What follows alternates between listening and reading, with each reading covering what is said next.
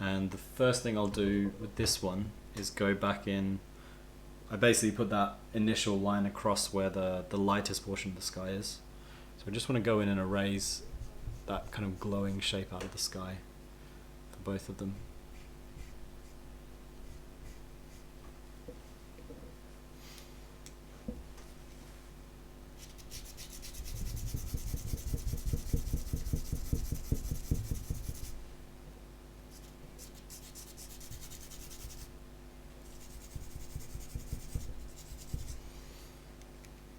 And probably go a little bit darker with the clumps of grass.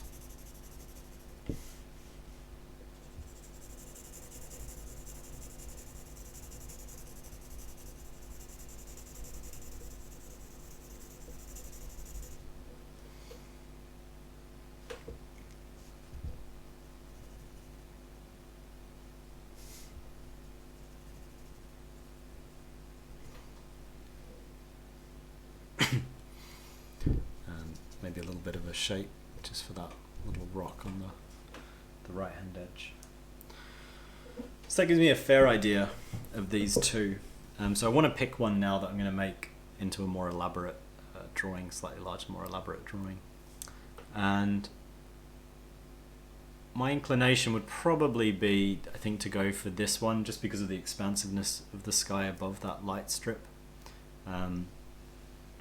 I quite like this one. This one feels more focused on the grass, so just because of the way it fills the space and the compression of the sky in the background, it becomes a bit more central, those grass clumps. So if I wanted to do something that was focused on the grass clumps rather than the whole scene, I'd probably go for the square one rather than the upright vertical one.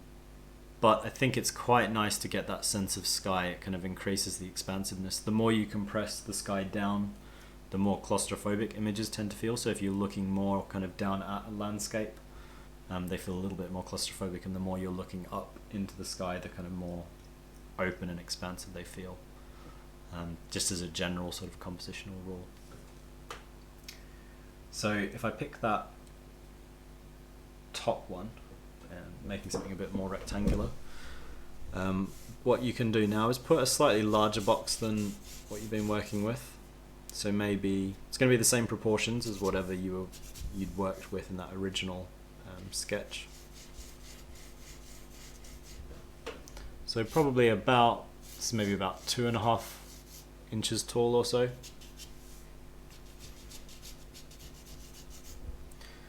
No bigger than that. We want to still keep it pretty small. And you can pretty much straight away, if you're happy with the composition that you put in originally, copy that same composition across.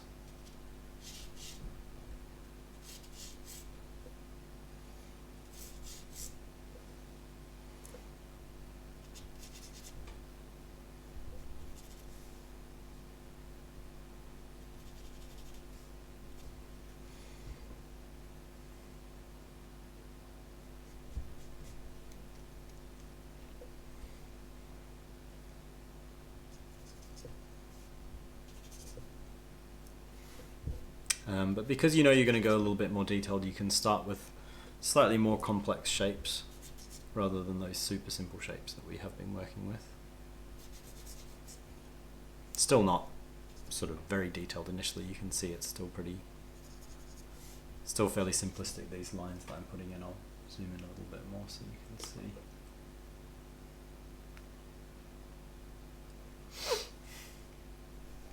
So you can see they're a little bit more elaborate than how I have been working, but not enormously so.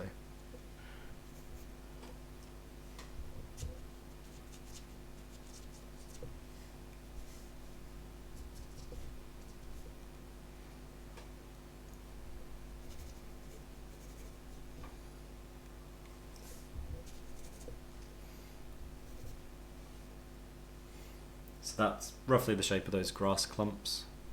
Then I've got the kind of cliff edge behind. This nice little rock that sits kind of embedded into that edge. And a tiny suggestion of the grass behind and also that rock behind.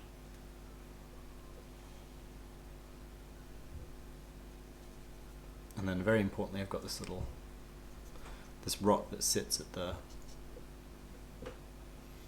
bottom right hand edge of the clump. It's important because it creates that balance through the foreground. So both of these two rocks sort of balance out the larger clump of the grass, going back to that sort of idea of dynamic symmetry I was talking about. So these two smaller objects together kind of create a little bit of balance against this larger, darker mass of the grass. And then behind that I can go in a little bit more detail this time with the shapes of the hillsides. We're going to be trying to get in the different sort of layers of hill, so as the landscape goes further back because of atmospheric perspective. I'll just swivel across. Because of the sort of atmospheric perspective of the mist, the further back we go, the lighter those different lines of hills get. So the ones nearer to us or the forest are quite dark, relatively dark. And then as they go further back, they fade into pretty much the same value as the sky. So we're going to try to capture that with our sketch. So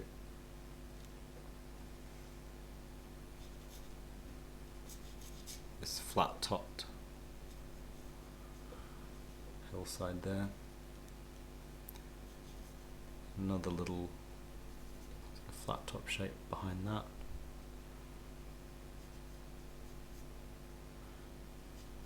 And very faintly some more hillsides. And then above that we've got the cloud shape that drops down. It's a pretty straight line, that cloud, so we've got sort of that really bright strip of light, then all the darker tones of the hillsides and the fields and the forest in the distance.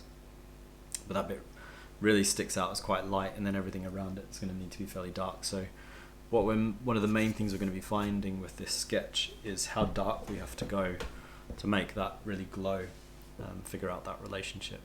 We'll be doing that in a little while. First of all, we just want to again add a general tone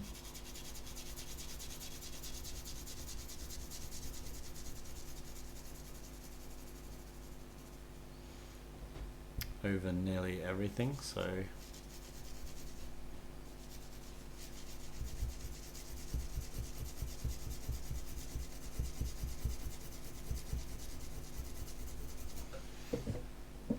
the only strip we have that's really light is just that glowing bit of the horizon.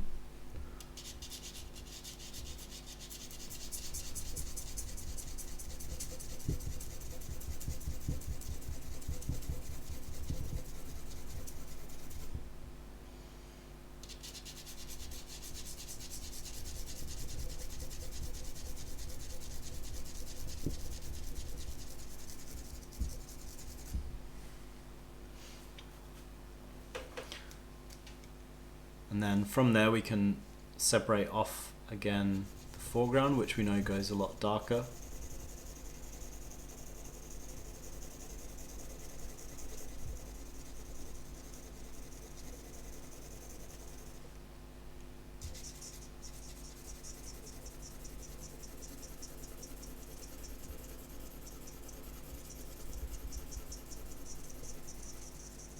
If we blur our eyes, we can see nothing in the foreground is anywhere near as light as stuff going on in the background. So that background there is a lot lighter than this foreground. So all of the foreground can keep going quite a bit darker. We don't want to immediately push it to its darkest extent, because if you work this way, you don't generally need to erase too much. If you kind of gradually push your way towards the right value, which can be a little bit sort of beneficial if you're just working on a sketchbook or something, because sometimes it can be a bit tricky to erase back from a very dark tone.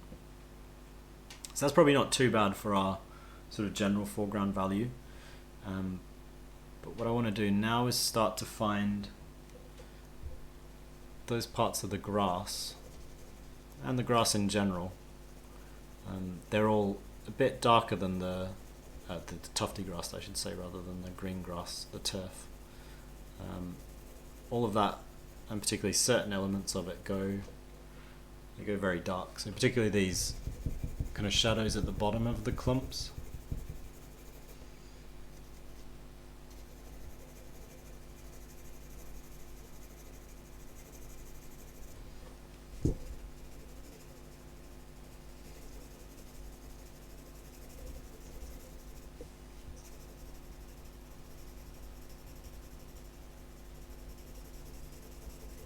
So I'm still gradually building the tone up, not going super heavy yet.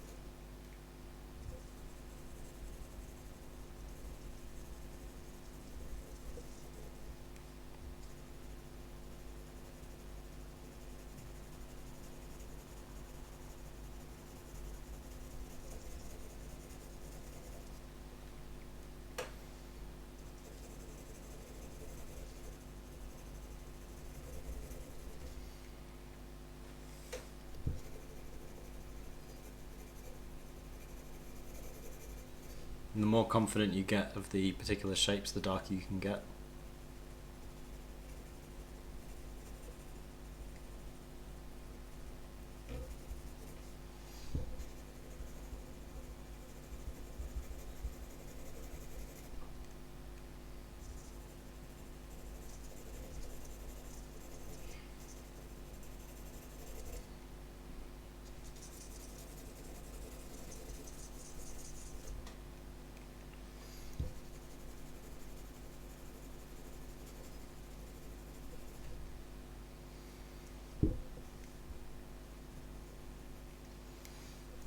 I've got those little rock forms on the bottom right hand edge. I can pop in now. They break up that right hand edge of the foreground quite nicely.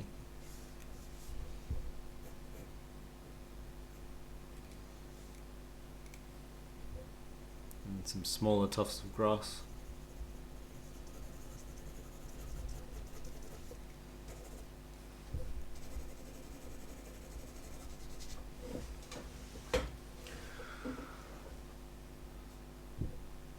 And quite a nice sort of sharper edge of these rocks, or we only really see one of these rocks embedded into the cliff edge.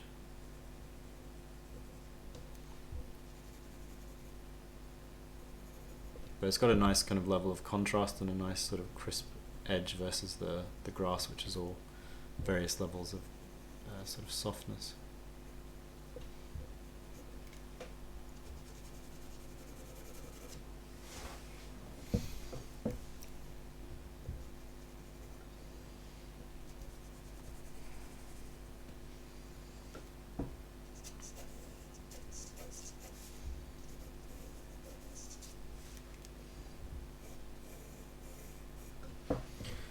So that's not too bad as the foreground. We can start to now maybe even it out slightly, actually, because one thing you need to kind of or one thing you sort of need is fairly unified masses and fairly even tones in order to get subtler variations. So to get the subtle variations in the layering of the land and the distance, we need everything to be fairly smooth. If it's patchy, you're not going to be able to read those subtle little shifts.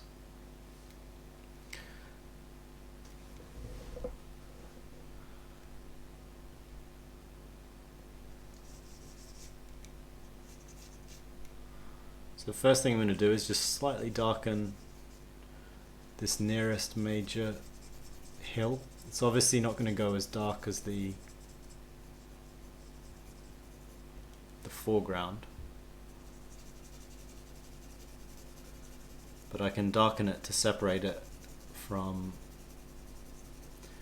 the hillsides in the background that are even further away, so they go even lighter. But a lot of this kind of working at this stage, and this carries over into the tonal sketches we do in paint and in colour, is just messing around with these relationships, so figuring out where everything needs to be a bit darker to make one thing look lighter, because with paint we're always trying to compress.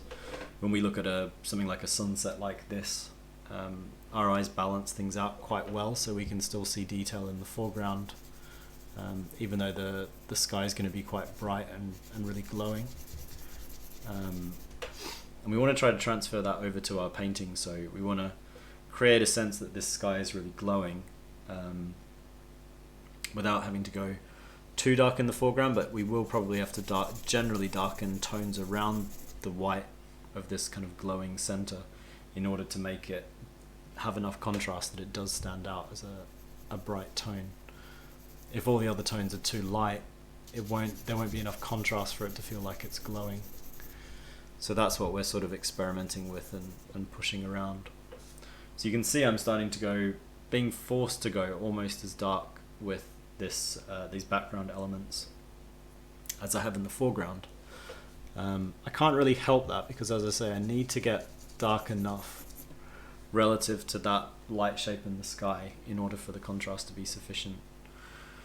So what I'm going to do is probably go in and once I've sorted out a few of these hills, go in and darken the foreground further. So they're going to have to go darker in order to kind of make sure they separate out from the midground, or the sort of back midground. If they were the same value, then they start to feel like they're in the same part of the image, when actually there's sort of miles that we're looking into distance. And we want to try to create or evoke that sense of distance.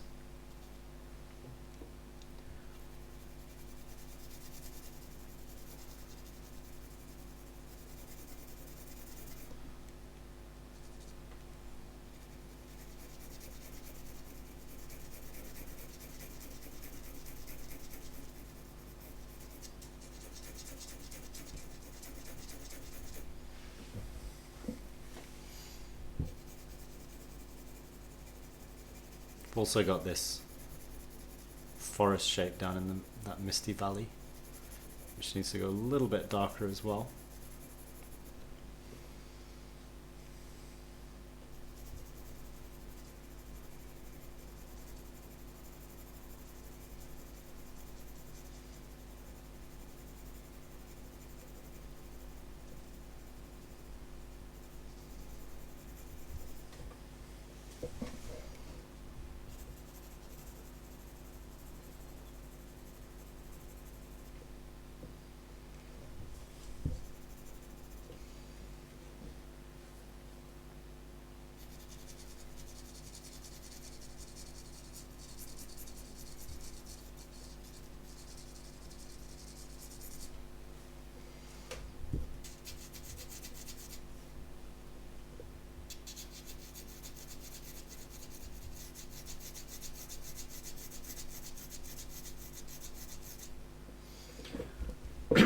So we can also go a little bit darker with the cloud above.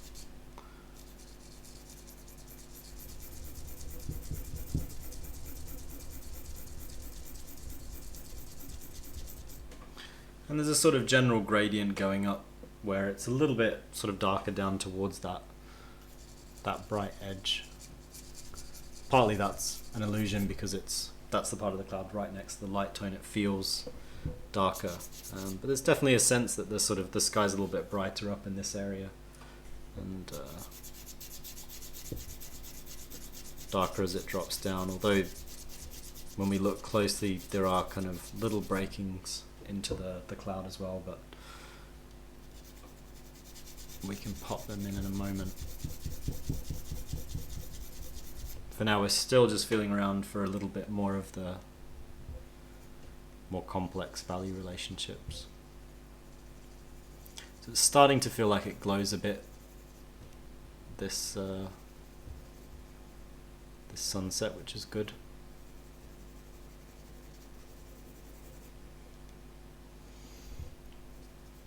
I'm just going to go in and just even out this tone a little bit more.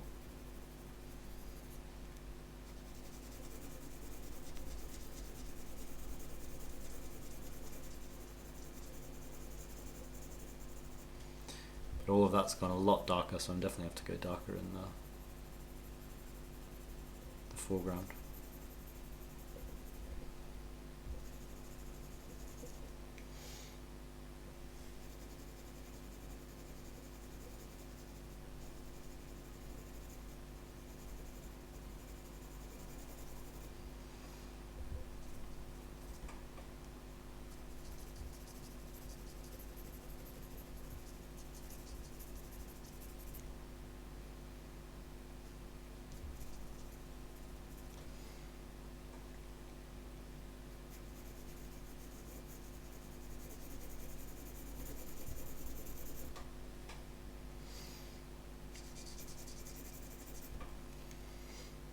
So it's not too bad for that midground, and then I'm going to just have to, as I say, go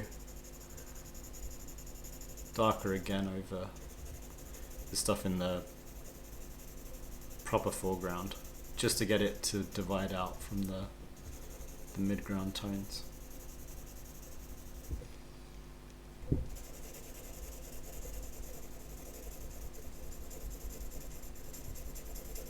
So I'm just putting a general tone over all the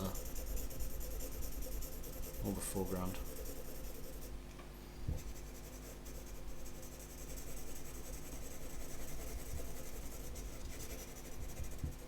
And then just push those darkest notes even darker.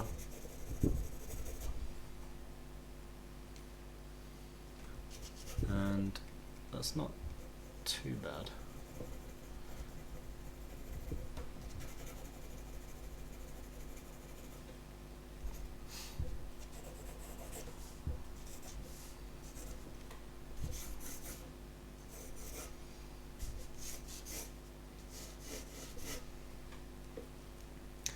Probably be inclined to just put a tiny bit of a tone over everything.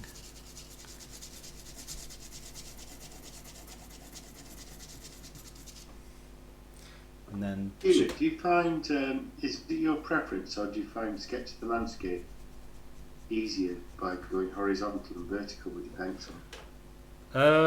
Yeah, I mean, I would say it probably does often work quite well going vertically with a pencil. I think that tends to be what I do. It's not something I've necessarily thought that much about before, but a lot of people that have been, atelier trained, they tend to do sketching at right angles. Yeah, sort of like. Do you mean Yeah. like this way? 45 degrees, yeah. Oh, like that way. Yeah. I don't know why exactly. I do tend to do that I would tend to do like sort of right angles for or 45 degrees for portraits, but then for some reason for landscapes I always tend to do more vertical. Yeah. I don't know why. It's interesting. I mean, I do a little bit of cross hatching, just kind of like some vertical, some horizontal. So yeah, something like that is a kind of good level of finish for a slightly more detailed thumbnail sketch. Hopefully you guys have found all that useful.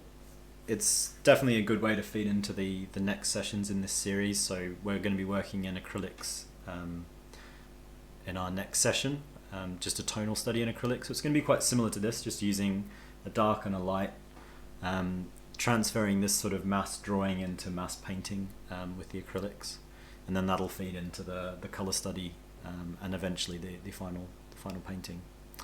But yeah, that's pretty much it. Hopefully you guys managed to find a way to use these little exercises and incorporate this sketching process into your own work outdoors as a way of kind of exploring things, exploring compositions and tonal relationships and so on. But yeah, that's it for today, and I'll see you guys soon.